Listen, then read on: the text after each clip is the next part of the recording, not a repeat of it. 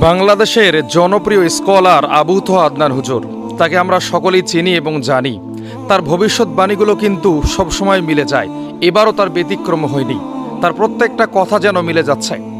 তিনি বলেছিলেন রমজানে ভয়ঙ্কর বিপদ অপেক্ষা করছে, বিপদ এসে গেল।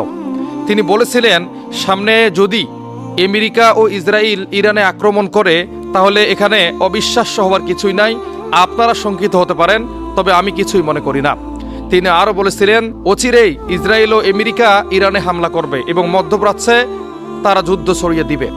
আবু তোহা আদনান হুজুরের প্রত্যেকটা কথাই যেন মিলে যাচ্ছে। আসলে তিনি কি কোনো বিজ্ঞানী, তিনি কি কোনো দার্শনিক, নাকি তিনি ভবিষ্যৎবাণী করছেন? বিষয়টা আসলে কি? এটা হচ্ছে হেকমত এবং জ্ঞান।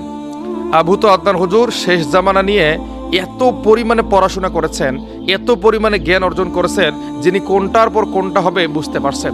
এই জন্য আমাদেরকে তথ্যগুলো দিতেছেন। তো আবু তোহা আদনান হুজুর হচ্ছেন বাংলাদেশের একজন অমূল্য সম্পদ। তাকে সম্মান করা আমাদের দায়িত্ব। তো আমরা তাকে ভালোবাসি আল্লাহর জন্য, এবং আমরা চাই আরও তিনি কথা বলুক এবং বেশির থেকে বেশি তিনি মাহফিল করুক। এই জন্য সবাইকে আদনান হুজুরের পাশে থাকতে হবে।